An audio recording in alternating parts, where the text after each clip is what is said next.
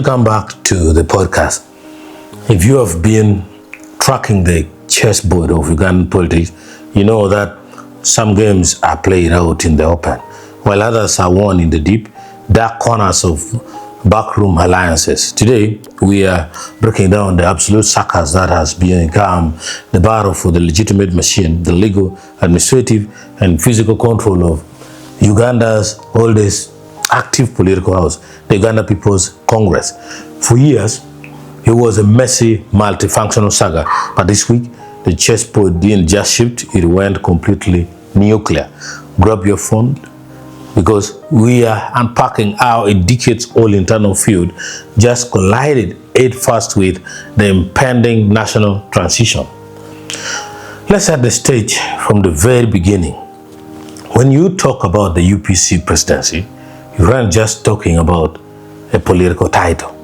You are talking about who controls the historical legacy, the multi-million shilling assets, the party stamps, and the physical stronghold of Level 6 at Uganda House in Kampala.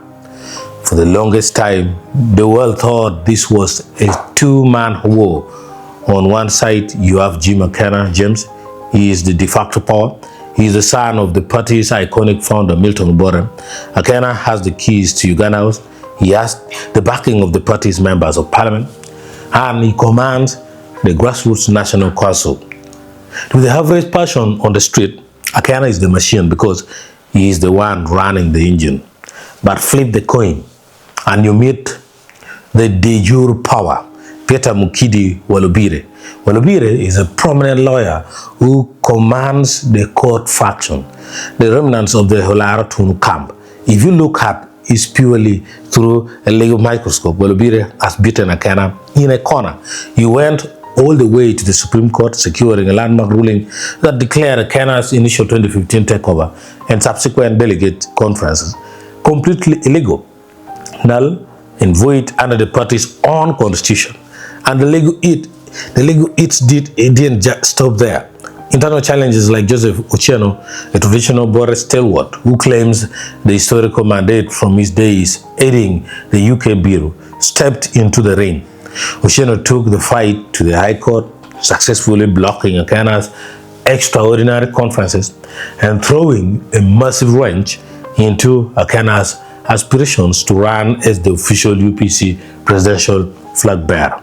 So, if you ask the court, Akena was trapped. But if you ask the political reality on the ground, Akena was bulletproof. He bypassed the judges, held an extraordinary national council meeting at Uganda House, and had his loyalists declare him leader by law and fact.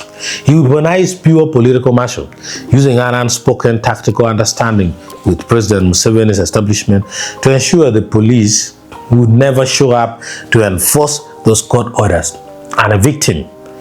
It was the ultimate standoff, legal legitimacy versus political reality. And in Uganda, political reality almost always wins because courts don't command the police force. But then, the script changed. Enter General Muhoozi Kainerugab's Patriotic League of Uganda, the PLU, in a blockbuster press conference that has sent shockwaves through the political elite.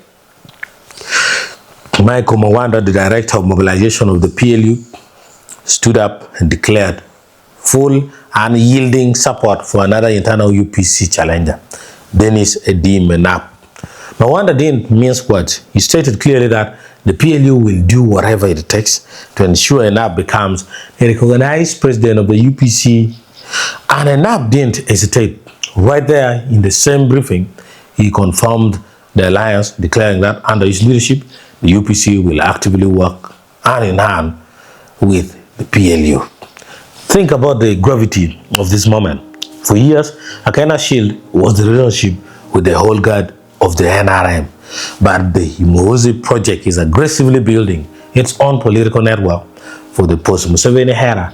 And they have just decided that Akena is no longer the horse they want to ride.